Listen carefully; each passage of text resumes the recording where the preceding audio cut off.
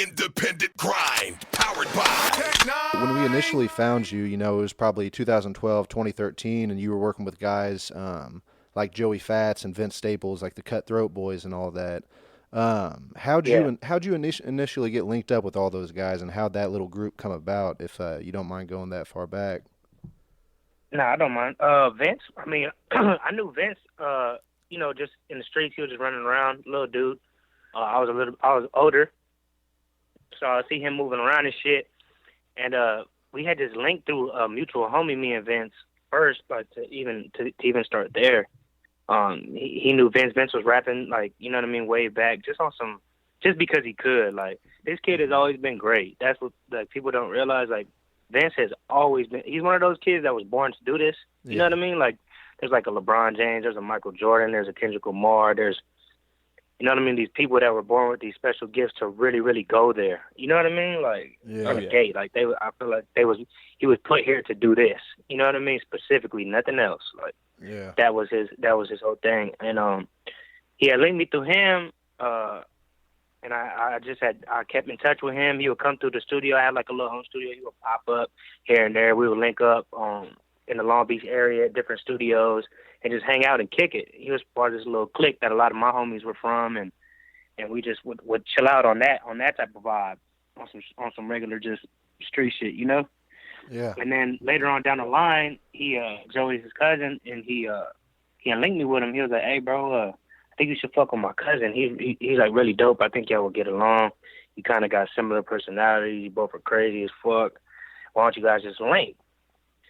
And it was just funny because at the time I needed a computer. Like, my computer had just crashed, and Joey had a iMac for me. I don't know how he got it. You know, we just be laughing at that story every time. Like, so he had one. I hit him. I was like, "Hey, let's meet up. Let me get that off you. I got 900 for you." We met up in L.A. Around what high school was it? I forgot the name of the high school, bro. But we was at a Burger King, and we were just chopping it up for like 3 hours. Like, this is my first time meeting him, and we just talking about, like, you know, the street past, like how we came up, where we grew up at, and different things like that. And we were just similar in a lot of different ways. And me and him was just like, "Hey, you know what, bro? Like, we should just start this shit." You know, he was already saying the cutthroat shit. He was already running with that. Like, that was his brother's whole thing. Like, they had like a little clique back in the day. And so we were just like, "Hey, let's just take it and make something of it." So we just did that. Like, really, bro, it just friendships, and that's really how that whole thing started with them. Absolutely, man. And that's dope. Was that before or after Vince had kind of linked up with like the rise of the Odd Future era, you know, when he was rocking with like Earl Sweatshirt and those dudes? Yeah, that was like at the beginning of that, like when Earl had went away for that time. Gotcha. For that minute time. And Vince was like running around, like doing his little shit. Like, that was at that point in time. Yeah, I forgot what year it was, but it was some years ago now, bro. Yeah, man, that was probably like, I don't even know, 2011, 2012 or something. Yeah, like that. I think it was like 2011, 2010 even, maybe. I don't know, something like that. Yeah. It's been a minute now. Like, it's been a real minute. It's been a long ass journey. It's been crazy. Definitely, man. So tell us how you got into rapping. I heard you kind of just started out through, you know, a friend persuaded you after you were shot, actually. Could you tell us kind of what happened, how you got into rapping then? Yeah, my homie, he was like a local rapper. He was rapping all through high school and shit. And I always thought that was fire. Like, you know what I mean? I played football, so that wasn't really my whole thing. Like, rapping wasn't really never nothing that really intrigued me. I never thought I would become a rapper or anything, but I always loved music. Like, I was selling CDs in middle school, the beginning of high school, like, just trying to make some money. When Kazaa, fucking LimeWire, that whole shit was breaking, I was selling CDs, like, mixing them and all types of, you know, just giving them to people, like selling them in class and shit. Uh-huh. And my boy, who was the rapper, after I had got shot, he sat me. We were smoking one day, and he was like, "Hey man, like, you got a lot of shit that you could really talk about. You should really think about like rapping or writing it down, doing something creative with it." Mm-hmm.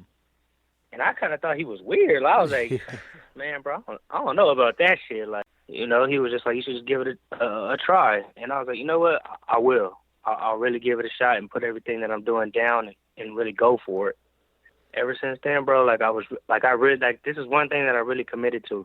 Like, 'cause when I commit to something, I really go hard. Like from football to whatever the fuck like I ever wanted to do, I really put the time in. Like I would, man, bro. I remember there was a point, bro, where I was not selling no type of nothing. I stopped drugs, like you know what I mean, selling drugs, doing that whole thing. Yeah. And I was really trying to work for mine. Like I started doing I was working fucking graveyard shifts from fucking 6 p.m. to 6 a.m. Really? Getting up at noon, rapping from then till I went to work. Like, you know what I'm saying? Like I was really trying to get it, and it just turned into this. You know, over time, you put the right amount of work into something, you gonna get the outcome that you're looking for. It's just how bad do you really want it? Because there's a million other people on this earth that want it just as bad, if not more, than you. Oh yeah, for sure. Absolutely. So how long do you think it was before you kind of started to get that exposure, or if there was I don't know if there was a specific moment where there was like boom, it's starting to work for me now. I can keep at it. When I did this song called Minivan Dan, way back, and I sent it to Vince and shit, and Vince was fucking with it tough, and he had sent it to Yams for me. Like he had sent it to Yams way back. And he was like, yo, that kid is hard as fuck. Like, you know what I mean? Because Yams was already fucking with Vince. He already knew who Vince was. He was rocking with his whole movement and all that. And right when he said that it was hard and I had something special, I knew from there that I was like, okay, this is gonna be it. You know? Yeah. No, definitely. So was at that point? Go ahead. Sorry. No, so at that point, I just really just turned it up a notch and started knocking out more music with Joey at that point. Like, I did Minivan Dan right before I met Joey, like literally probably like a month or two. Seen him, and then from there we just did this whole tape called Versace Rags and put it out, and that's really what I started doing shows after that and that whole thing. It was dope. Nice. Just started firing off. And around that time, I mean, was that really the beginning of your work with the ASAP Mob and all those dudes out of New York? Because I know from there you got shit with Smoke DZA. You really kind of hit it off with those New York dudes. So would you say that was the beginning of that? It definitely was, because after that, like I said, me and Joey had knocked out this tape called Versace Rags. He produced like pretty much all the beats, and I put that out. Yams was really fucking with me and Joey at the time. Like he flew out here, shot this video for me called Hell in a Cell, and ever since then we just kicked it off, and I got along with a lot of those New York dudes because you know they're big on the bars, the real rap shit. Yeah. And I was like, I felt like I was really rapping, you know what I mean? Like I was really kicking some shit that they were rocking with, like, and that was definitely the start. I did even that Minivan Dan song that I had mentioned. I did a remix with Nas, Danny Brown, and the Flatbush Zombies. And when I did that, all the New York dudes went up. They were like, "Oh hell yeah, this motherfucker is wild! Like this dude right here can speak. He's talking that shit." And I was on that wrestling shit, you know. Like I feel like I was one of the first ones really making it wavy. Like there was very few people even like mentioning wrestling and rap. Like even if they did, it was kind of corny. Like they didn't really make it. They kind of just set a bar. Like you know what I mean? Like Rattlesnake, Stone Cold, or something like that. Like something corny. Like, I really gave it that flavor. I felt like, and Smoke and Bronson were on the same wave at that time, and the Zombies. Yeah. So I feel like we all clicked on that note too, and it was just a match made in heaven, bro. Absolutely, man. No, and that's fun. That's funny you mentioned that. I kind of wanted to bring that up. Wrestling, you know, I mean, you've got the Aston 316, sorry, and then just kind of all that stuff's really starting to blow up these days. It's almost like the WWE's like making a whole new wave, and that's funny you say that because I mean you definitely were, along with like Smoke DZA and the guys you were kind of rocking with, like that was like the rise of the whole fucking WWE and hip hop and stuff. It definitely was. Like it definitely was at that time because nobody was doing it at that time. Now everybody's doing it. Yeah. And now I kind of like fell back off of it because I'm kind of like, man. Everybody's, and a lot of people are doing it weak as fuck. Like, you know what I mean? Like, man, bro, say that shit. And people want to pretend like they don't know who really was going hard with that shit at the beginning when nobody was going hard with the shit. You know, from me, like I said, from me to Flatbush to DZA and Bronson, like we were the first ones really going hard with that, like really like heavy with the wrestling metaphors and all that. Like, so Yeah. whoever doing that shit nowadays you can't even talk to me right now. You know what I mean? You know what I mean? Absolutely. They got to do their homework before they start bringing up You the gotta whole. do your Googles. Yeah.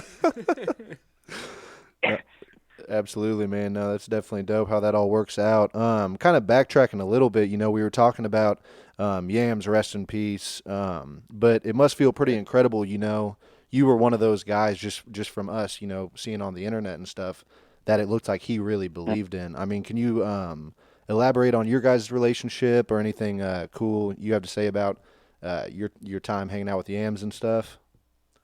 I mean, first of all, that's somebody that like can never be replaced ever. You know what I mean? Like just as a human being, like just on that level as a human, he's somebody that was so incredible, bro. There'll never be another one like that guy. There's those special people in this world that can leave that everlasting impact on you just from like the first convo ever having with him. You know what I mean? Yeah. He's one of those guys that you will never ever forget, ever. Period. But as far as like working together, bro, it was really like a blessing for me because, like I said, like me and Joey, we were really like just in a garage, just sleeping and fucking waking up and doing this music shit. You know what I mean? Yeah. Like we really went hard for it. And he came over and he didn't owe us shit. Like he didn't never even have to reach a hand out to ever be like, you know what, you guys are dope. I see some in y'all, and then let's go. You know what I mean? But he did, and he did it from the bottom of his heart with all sincerity. Like no contracts involved, no nothing. He just really rocked with the music, and he really believed in the vision. So to just see somebody else have that type of belief in me as an artist, it just pushed me to a whole nother level, It kind of made me see, like, damn, maybe everything that I was doing up until this point wasn't it. This is it, though. I have no doubt in my mind that this is it. So for somebody to be able to put that belief in you as an artist is just something you can't even describe, bro. From taking us around the world to, touring in Europe with Rocky to fucking touring the U.S. with Ferg, like, yeah. He put us in those places, bro, to really do things and see things that I probably never would have seen in my whole life. That people that I know, family members, that have never even been outside the damn California, period, yeah. LA, like in general. So, my whole time spent with Yams was just, I was very appreciative of what was going on, but I was trying to be a sponge and just absorb the knowledge that he would try to to me every single day. And that's really, and try to pass on that same like doing it because for the love of the music for other people, just like he would do for me, because he did that for a lot of people, not just me, just fucking damn near everybody that's popping nowadays, from Lil Uzi's to fucking to everybody in the middle, bro. This whole internet wave, like this is him. Yeah, no, absolutely, and that's just one of the things that we noticed also with like these SoundCloud rappers, like everybody. And by the way, when I say that, it's not meant like a bad thing. Like if anything, it's kind of cool now. But a lot of those guys, you can tell it takes after the things that Yams kind of brought to the table, For sure, and I mean, and it's not a bad thing, like in general, because that's what we do this for, to leave that impact years after we're gone, or even now, like whatever, like this is what we do. You make music to influence others, like give somebody else in the same struggle as you a voice, be the voice for the voiceless. You know what I'm saying? Like I feel like that's what it is, and there's nothing wrong with being influenced off of somebody, because everybody is. But when you don't give credit where credit is due, that's kind of where it's like, yeah, right. You trying to pretend like you made that, bro? Like you know what I mean? Like we know, dog. We know. I feel you though. Yeah. I feel you. Know what I mean? You trying to finesse, but you finessing the wrong people. Like I don't know, but there will never be another ASAP. You know what I'm saying? Like that guy was special. And we had a lot of plans, but I speak to his mom very often. I go have dinner with her every time I go to New York. She invites me over every Sunday. She cooks salmon, the best fucking salmon and rice I ever goddamn had. Wow. You know what I mean? Like she's just dope. So I just try to stay in contact and just, do my part for my homie. After everything that he done gave me, bro, that's the least I could do.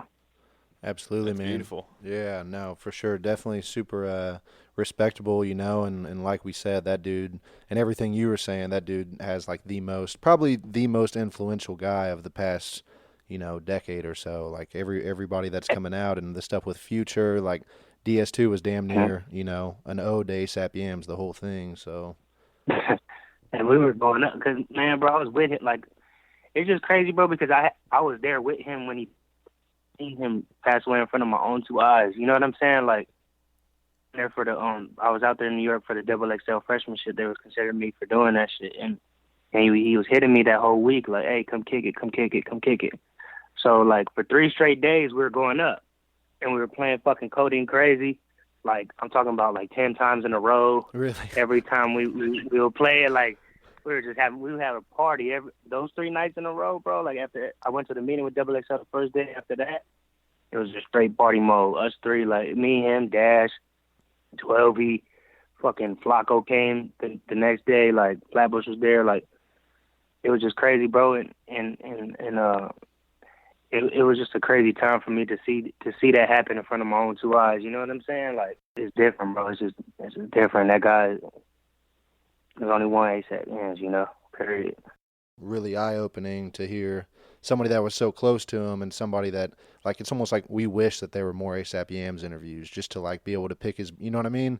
Kind of see what he was about, I wish there was, too. I wish I could just call him right now. You know what I mean? Like, just because we would just have convos, bro, just like we're having a conversation right now, bro. I swear to God. He would call me and we would talk about nothing for an hour. Yeah. You know what I mean? Or he would just really try to put game up on me for an hour straight, like it's nothing though, But there was one thing that he would always say, and he would always try to keep everything very rare. You know what I mean? Like very rare at all times. And I feel like that's why he didn't do so many interviews, because he wanted to just be that, just enjoy the time that is, while you're living in it. Definitely a good thing to live by, And that's funny you say that. It was like everything the dude ever tweeted was like the most cool. Like everything that came out of that guy's mouth, at least from what I know on Twitter or anything, it was like, holy shit, that belongs on a T-shirt or something. Like, real shit. He was wild, bro. He was a wild dude. His sense of humor was off the charts, bro. Hell yeah, crazy man. Motherfucker. Miss that guy. Most definitely. Rest in peace, Yams. Not to switch it up totally on you, but we know you recently just got off tour with, or was the Tables, Ladders, Chairs tour with OG Mako and Lambs, who we actually had the chance to talk with recently. Definitely super cool dude, and he's got some really hard music, by the way. But he's dope. Yeah, for sure. Whenever you're on tour, like a lot of your music is definitely pretty hyped up. It's something that you would want to bounce around to, mosh to, whatever. What's one song that you, like, whatever city you go to, you feel like, okay, this song is going to set it off. Like, the crowd's going to be turning up to this. There's 2. There's the song I got called Like This, and then there's this old-ass song I got called Latino Heat. And I play that at the end of my set every time. Really? Because no matter where I go, no matter if you know it or not, like, just when those beats come on, it's just instant. Like, it's just a riot. You know what I mean? Like, they're just going crazy every time. But most people know that both songs, like everywhere that I go, like this. We shot a video for it, so I kind of expect a few people to know what's up. Yeah. But Latino Heat, we didn't do no. It was me and Bodega Bands. We didn't do any visual, no nothing. We just let the song be what it was, which was we fucked up. We should have did a video. Yeah. But it was what it was at the time. You know what I mean?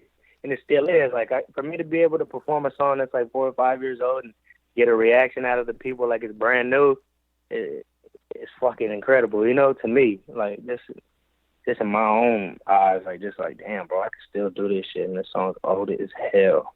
It feels great. But that's what I do this for, Like, that's why I make the music how I make the music, for it to be able to be played however long down the line. You still get that same feeling every time you hear it.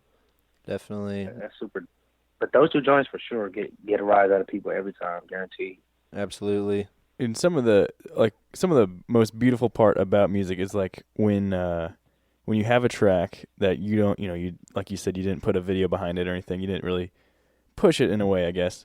But still that like everyone kind of clings to that. They just find it organically, and then I love that aspect of pretty much any artist when there's that one song that everyone just kind of just immediately clicks with. You just know it. Oh yeah.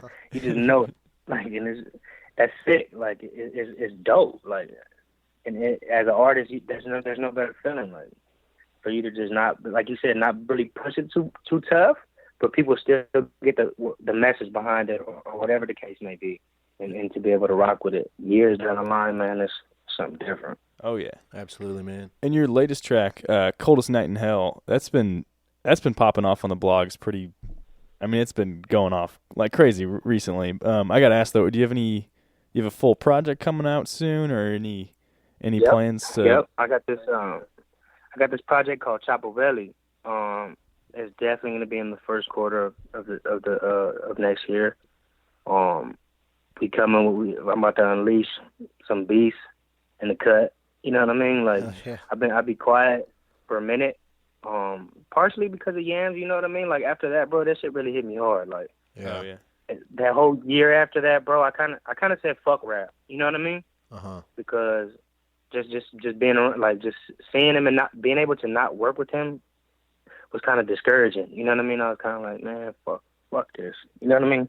Just got back in the street and just live life regular. You know? Mm-hmm. Like if I wasn't even a rapper. You know? Yeah. But after I shook the cobwebs off and I got right back to it, and Chapovelli has been my focus ever since. So, like, I would say within the last year, I've been working on Chapovelli. But it's been on and off because I've been going to New York recording with this guy Velis through my boy Gabi. My boy Gabi, he manages French. Oh, nice. He's been, you know, like just like a Yams, like, to be able to see the vision in me and be like, you know what, you got it. Come on, let's get it. You know what I mean? Yeah. And just, I've been working on that for like the last year. I would say probably come up with like 8 joints in total. I think I got like 15 or 20 joints right now, because I want to do another tape to follow that up like a few months after the Chapovelli. But I definitely have plans on shaking shit up. That's for sure. Coldest Night was just the first. That's my intro to the tape. Hell yeah, man. That's gonna be the intro to Chapovelli. And I just want that vibe to come back, bro. It's a lot of people not rapping in rap right now. It's kind of just, it's kind of sad. You know what I mean? Yeah. Like I thought that's what we were here for. Yeah. You know what I mean? It's like You know what I mean? 4 million Post Malones like on SoundCloud. And I'm not to sound crazy. I like some of the shit. Like, I like some of the music. Like, the vibes that you get off of it is cool at times, but there's some shit that comes out there. It's just like, really, man? Like, are you serious? Like, dude, who the fuck are you? Where were you hatched? You know what I mean? Like,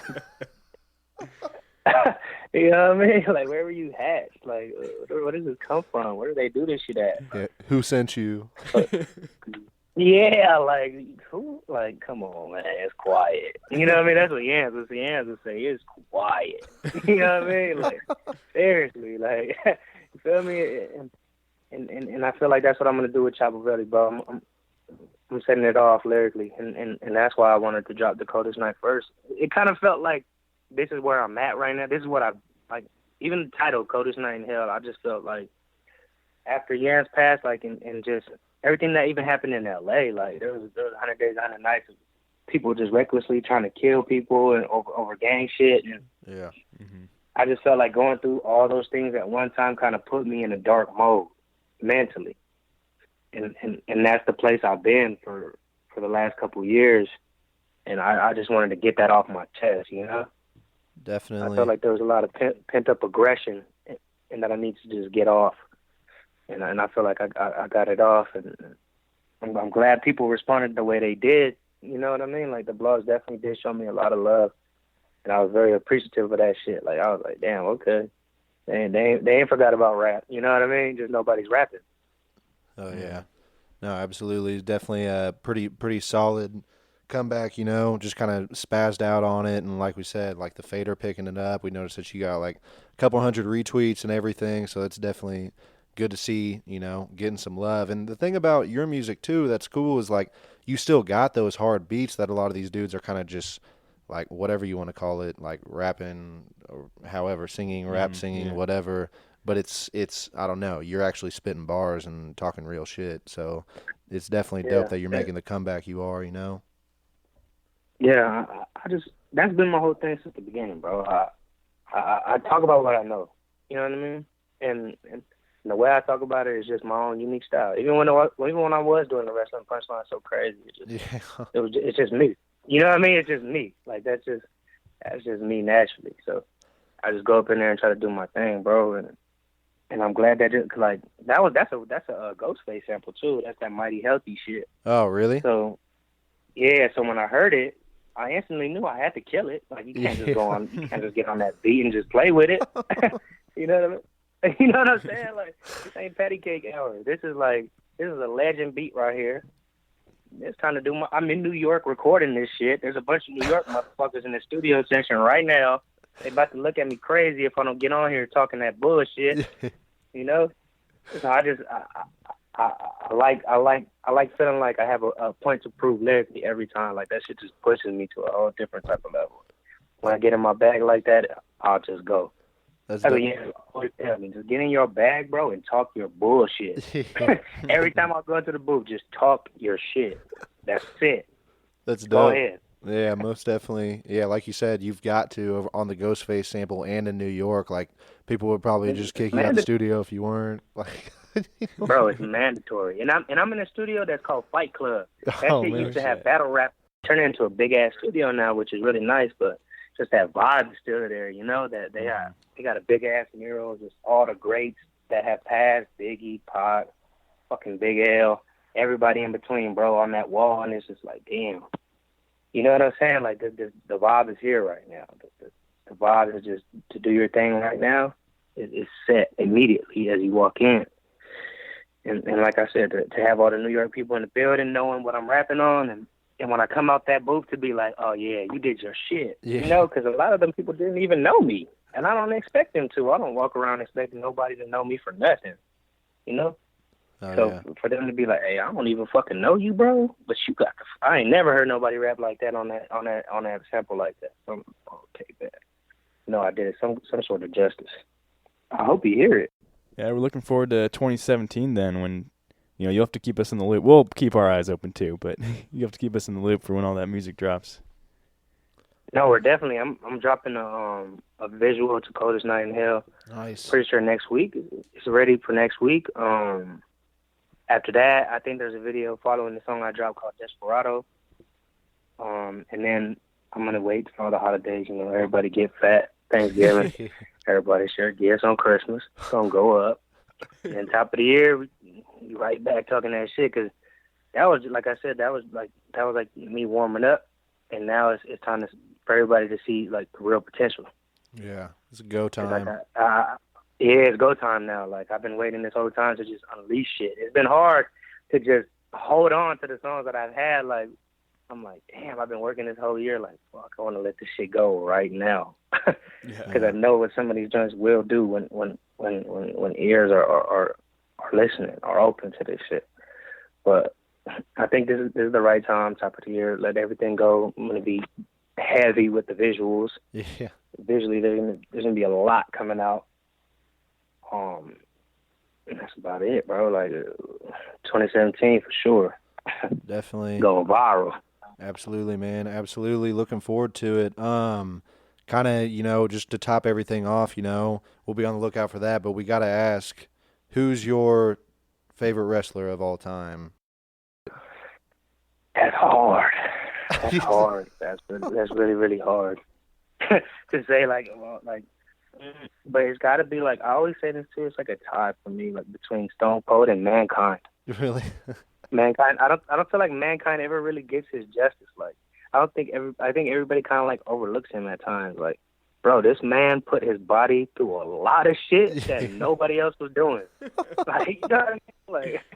Like, bro, to fall through the Hell in a Cell, like, to fall off, to get thrown off, and just crawl back up, like, with a broken arm, broken shoulder, and then get slammed through on fucking tacks and shit. Like, come on, man. What was going viral is Mankind was. Like, nobody put their body through more than that guy. Just for the sake of wrestling, and views and all that shit. Like, he did that, bro. So I always like to give it up to Mankind because I feel like I take that approach too when we rap. When I rap, like I put it all on the line. And I just don't give a fuck. You know what I mean? Like I really don't. Like I make my music like not for you to criticize it, or it is dope that people love it, but I don't even do it for that. I do it for you to just accept it for what it is.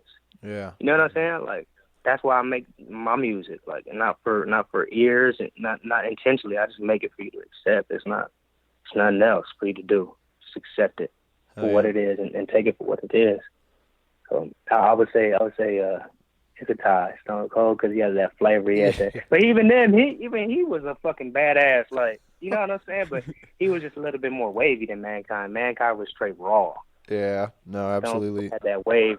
Yep. Popping out with the beer truck. You know what I'm saying? Like interrupting you when you're talking. What? Like, come on, man. Like that dude was fucking crazy.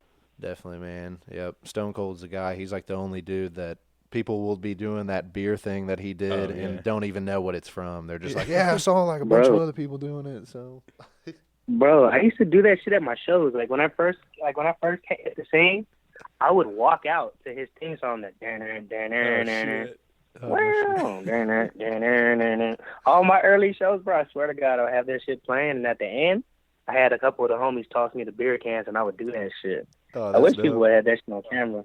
I wish we would have had Snapchat a few years back. Oh, yeah. This was like 2011, 2012, like when I first hit the scene, and I was just doing little bullshit shows here and there. Like, I was doing that shit. That shit was so viral. I wish. I'm going to start doing it again, probably. Fuck it. Hell yeah. Back. May as well.